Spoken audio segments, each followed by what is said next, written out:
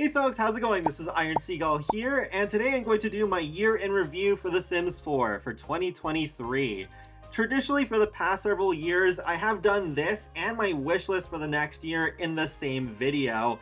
And in recent years, I have started reevaluating that, wondering whether I should break that tradition. And with how busy this year was for The Sims 4, I decided, okay, it's time to finally do it. It's time to just split these off into two different videos, and then it's easier to actually find the two separate topics since they're divided up. So we're going to still save the wish list for New Year's Eve, so there's still going to be that traditional New Year's Eve special, but I figured, okay, it makes more sense to do the recap first. So for the past few years, I think they've been getting worse and worse. Last year, my New Year's special was even titled, How Much Worse Can It Get? However, 2023, I feel was surprisingly good. It ended on a pretty buggy note, but as a whole, this was still much better than the rock bottom that was 2022. 2023 had quite the start with a family-themed roadmap, promising a big update to kits and an expansion pack. We normally don't get that until much later in the year, and not only that, it appeared to be a Generations expansion, which so many people have been asking for. But first, we had the two kits, Simtimates Collection and Bathroom Clutter.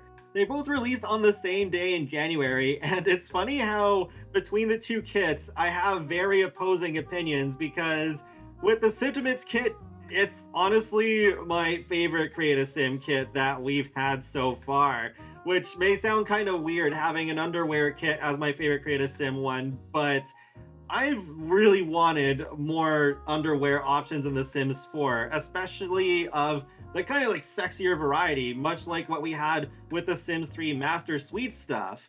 It's no secret I despise the concept of kits and what they stand for, so I'm not going to harp on that too much here. But with Simtimates, the content itself definitely delivered in an area of Create a Sim that I wanted more content for. It's not that often we even get underwear in official DLC, and even with custom content, I felt like my selection was getting pretty repetitive. So a breath of fresh air, absolutely. And this has already become one of my most used kits. I think the only one I use more often is Bust the Dust, and that's only because I have some mods to tune down the things that annoy me with it. Then for Bathroom Clutter, they've definitely enjoyed putting out some clutter kits lately, and this one I think is a huge miss because some of it looks so blurry and low detail, which is a shame because if you're going to be spending money specifically to have bathroom clutter, I think it should look better than what we got. Especially with the cord and the buttons on the hair dryer and the open drawers with the clutter on top. Like, this is just not acceptable in my eyes, especially for things that are releasing in 2023, because even for a 10-year-old base game, it should not be this bad. I don't expect ultra realism, but I think they could have put a bit more detail into these objects without compromising performance. Oh right, there was an update that I forgot was this year, but it was at the very end of January. We got hearing aids, glucose strips, light switches, top surgery scars, and binders and shapewear. All these things are cosmetic, but I do appreciate the representation, and it is nice having light switches. It is just so weird that we've never had functional light switches, and we still don't, but we have decorative ones now.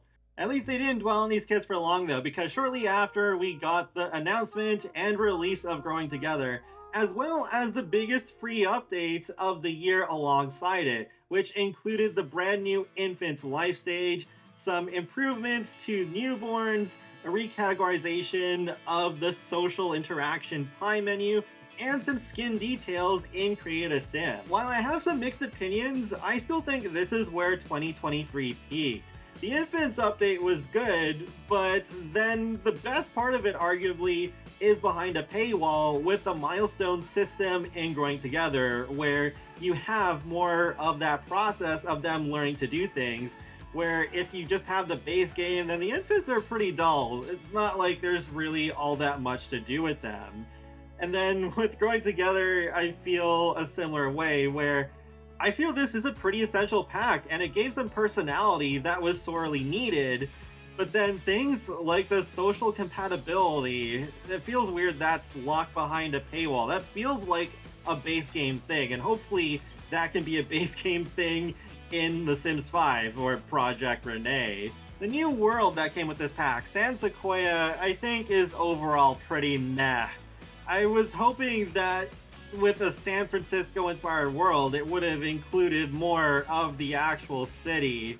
With the suburbs, Hopewell Hills, the playable houses are really spread out for some reason. This would have been the time to give us another suburban neighborhood where the houses are close together and then you can live out like those neighborly stories. But then, yeah, that was really weird. At least Anchor Point Wharf is pretty nice, but I wish there was a more urban location in this world. But Growing Together still has plenty of things that I love. The family dynamics feature, milestones, kids finally being able to learn bikes, the family reunion and baby shower events, the ability to plan stayovers for guests multiple days at a time, that one I've been wanting for so long, workplace rivals and the possibility of getting laid off from your job, the symbols and puzzle games, baby carriers, the customizable treehouse, and of course the kid shirt with the seagull on it. San Sequoia may be the worst world we got this year, but it is the golliest.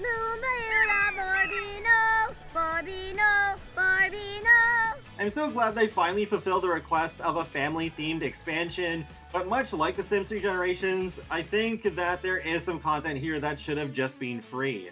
However, I think the daycare active career would have been a great choice to still bring back here to give the pack overall more oomph. So, an expansion I consider a must-have, but not necessarily for all the right reasons. Then we move on to the second quarter, which had the theme of Take Me Home. The slowest part of 2023 for sure. We had 4 kits, and a Sims Delivery Express drop that added a couple of Jewish-inspired recipes, including the long-requested challah bread, a new beard, and a controversial makeover of the Caliente household. Before all that though, we did get a free update in April, added a couple of interesting things. We got 2 new pairs of underwear in the bottoms category. You know, it's funny, I was talking earlier about how much I really wanted more official underwear in the game, but I completely forgot about these 2. My mind just keeps going to the Simtimates kit whenever I make a new sim and I'm on the sleep category. But we also got an upgrade to some of the bathroom objects so that you can more easily place Clutter on top of them. We also got a new Simlish cover song, blessed by Australian musician Becca Hatch. How odd that we got this update that clearly goes well with the Simtimates and bathroom clutter kits that released at the same time, but then we got this update the next quarter, so I don't know if this was just delayed from back then or if this was a genuine afterthought. Very soon after this update, we got the next pair of kits, Greenhouse Haven and Basement Treasures. Both build kits this time around. And I actually have opposing opinions on them again, though not as strong as last time. So Greenhouse Haven, yeah, another clutter kit, but another one that I feel like it could have had a bit more to it. It just feels like, oh, Blooming Rooms and Greenhouse Haven could have been like one kit together if kits were able to have more items in them than what we usually get, like around 20, just a bit under 30 sometimes if we're lucky. Still better than the blurry bathroom clutter kit though, I will give it that, and I do like that we have better greenhouse windows now. Basement Treasures though, now that is a clutter kit done right. I love the vibe that they were going for here. I feel like basements are pretty overlooked in The Sims 4, and I always feel like the game could use more low-end, crappy-looking furniture, and this definitely helps out in that regard. There's also a few nice small details in this kit that makes it feel like there was more effort put into this one than most others. Like with two of the lamps, they flicker, and there are some sound effects that go along with them. And with the TV, the functional one, there's some static that plays with some noise too that really makes it stand out from the existing TV sets that we have in the game. So it's not new gameplay exactly, but it is something a little bit more unique compared to what we usually get. Oh yeah, I almost forgot to mention my favorite rubber plant from The Sims 1 also returned in this kit. A more controversial return was the heart bed, but as a dismantled, non-functional antique. I wish that the photo frames could be customizable with our own photos, even though it is cute that the ones in there are actually the pre-mades in their younger years. Then something interesting happened. The community vote returned, except at this point, stuff packs were still assumed to be buried in the ground forever, so this happened for a couple of kits. We voted on a Create a Sim kit and a Build kit. Create a Sim was Rainbow Core versus Goth, and Goth won, and with Build, it was Medieval Castle versus High-Tech Futurism, with Medieval Castle winning. We're supposed to be getting these winning kits early 2024. Then we come to the Sims Delivery Express drop, which was basically our big update for this quarter. While the Jewish-inspired recipes and the new beard were most welcome, it took a year since the Goth makeover for us to get this one, so the wait just overall doesn't seem to be worth it for the snail's pace that they're going at here. I think most people did not like this update, and I wasn't really that impressed by it either. They still don't remind me enough of their Sims 2 selves, well, minus Katrina, who is not in that game, but that's a whole different story. I know when they initially announced this in a live stream that they were going to cover Sims from the base game all the way up to cottage living, but it doesn't seem to be worth the trouble if they're going to take this long and then for these to actually not be all that great in the end. The one thing I feel they should do still is update the land grabs so that Johnny Zest is officially connected to them in the family tree, because we didn't even have family trees when the base game first released in 2014. The Kit Mania then continued at the very beginning of June with the releases of Grunge Revival and Book Nook, and both of these I think are pretty popular overall, especially Book Nook. Grunge was a Create a Sim kit that I was hoping for if kits were gonna have to stick around, though I haven't used it as much as I thought I would. It is a nice kit, but maybe with the bands pack, but that's more for the New Year's Eve video. Book Nook is meh in my opinion. I mean, the aesthetic is cute and I appreciate the ambition of having the modular bookshelves, but I've barely used it at all. Before June even ended, we already got the roadmap for the next quarter, which included another expansion pack and 2 more kits. And more, which we'll get to later, of course. But first we got a new Sims Delivery Express drop, which added a new R&B radio station, some recolors for an existing vintage books object in the base game, and probably the most fun scenario I've played with so far, which is called Family Fortune. The gist of it is that you're a grandmother living with your grandchildren, and the grandchildren are fighting to be the one to inherit the grandmother's fortune. And there are different ways you can go about this scenario. There's some really unique, sassy dialogue attached to this scenario that also makes it pretty entertaining. Normally my Sims tend to get along pretty well, but with this household, they were at each other's throats quite often. It was almost like as if I was playing with the Pleasants in The Sims 2. I couldn't believe it. I need to revisit this scenario again one day. But then we had the main attraction of this quarter, Horse Ranch. I was shocked that we were getting another expansion pack this soon. I had barely explored Growing Together at this point. I figured we wouldn't get another expansion pack until fall. Wow, little did I know at the time. But anyways, Horse Ranch I think is the weakest expansion pack of 2023.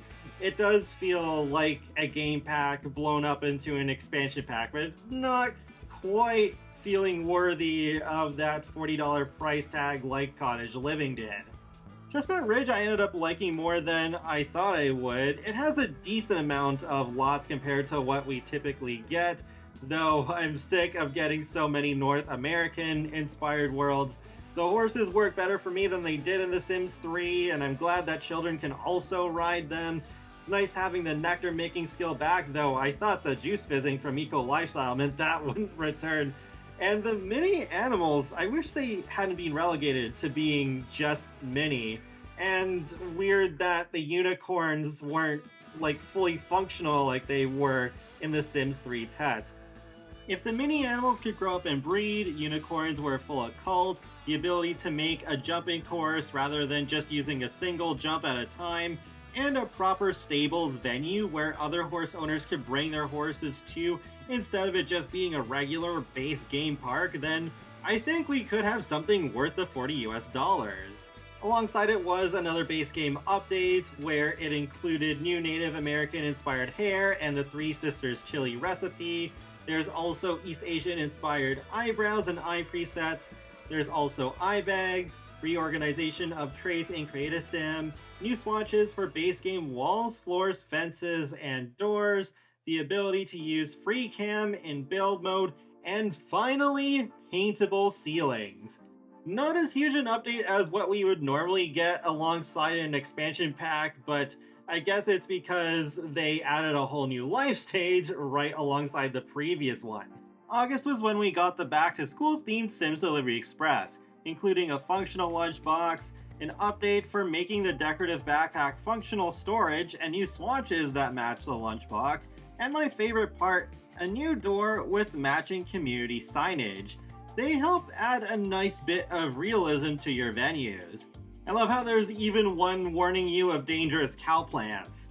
Up next, in September, we got the final two kits of the year, Modern Luxe and Poolside Splash. This is probably my hottest take in the whole video, but I like Poolside Splash. Like Simtimates, it provided in a category that I wanted more clothing for that we don't really get all that often.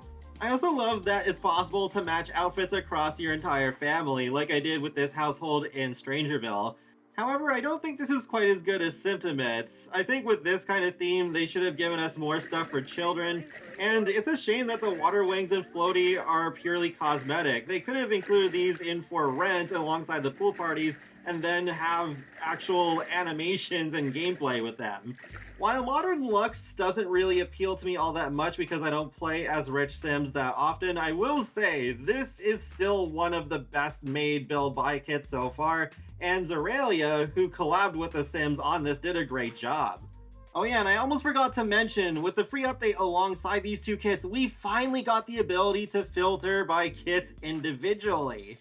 Before this quarter even ended, Maxis had another big surprise up their sleeves. They did another Behind the Sims live stream, and they revealed the last roadmap of the year. We finally got a break from kits, but that was not the most shocking thing. We were getting stuff packs back after an almost 3-year hiatus, and a third expansion pack in 1 year. My reaction to this was, is The Sims okay? Are the developers okay? Are they being pushed too hard? I mean, the answer probably is yes, but geez, I can't help but feel kind of bad for them, because the last time we had 3 expansion packs in 1 year was back during The Sims 3. But that was when they had 2 separate expansion pack teams. But anyways, we got Home Chef Hustle towards the end of September, and well, yes, this is Cool Kitchen 2.0. There's no ifs and buts about that. This, I think, is actually worth the $10 US. We got the pizza oven, we got justice for waffles finally with the waffle maker, and we can have our own side hustle by running our own food stands. Oh, and how could I forget the stand mixer? That adds an interesting layer of depth to the cooking system that I didn't know I wanted. It's also nice that this brought us a free update that updated the recipe UI, made it possible for kids to use the ice cream maker and a lemonade tray from Backyard Stuff, as well as the cupcakes finally being freed from that oversized cupcake factory. There was also a free update on Halloween that added this discovery quest system that's basically a tutorial, but I don't know why they axed that narrated tutorial that they introduced with the free update alongside Get Famous. That just seemed like a better way for people to get into playing The Sims, and we got a cute onesie that's available for adults and children. Plus, November brought us a small Sims Delivery Express drop with one hairstyle. Then we come to the grand finale of the year, For Rent.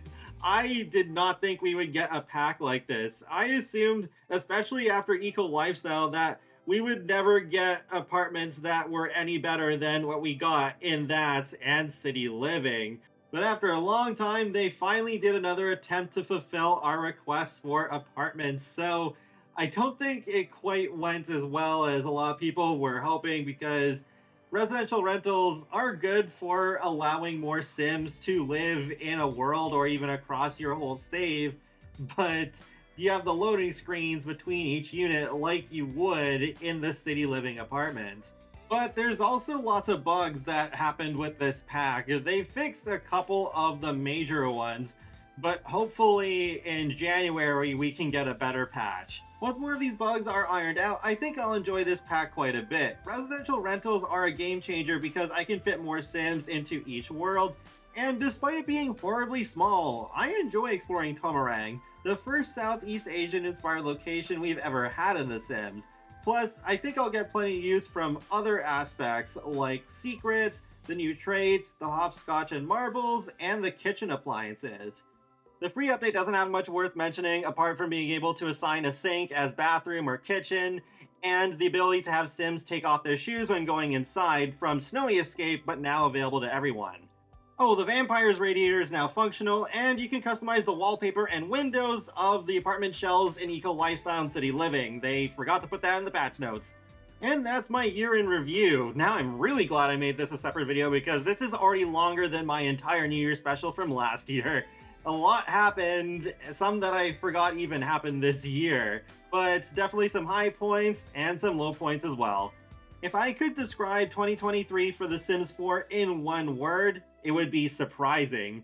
I think that could apply to some other years too, but I think I could apply it the most to maybe this year more so than any other.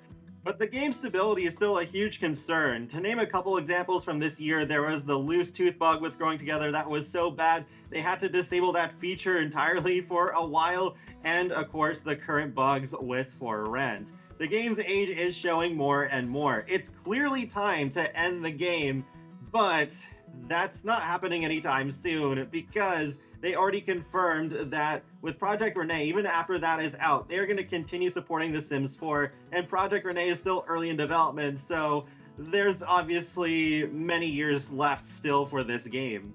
That's a strange thought actually, eventually doing these sorts of recap videos where I'll be covering two Sims games at the same time.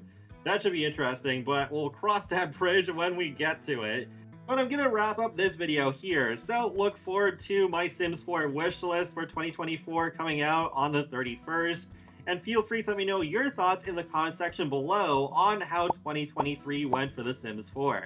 And be sure to subscribe if you'd like to keep up with my latest gaming content. I will talk to you all later, and have a great day. Thanks for watching!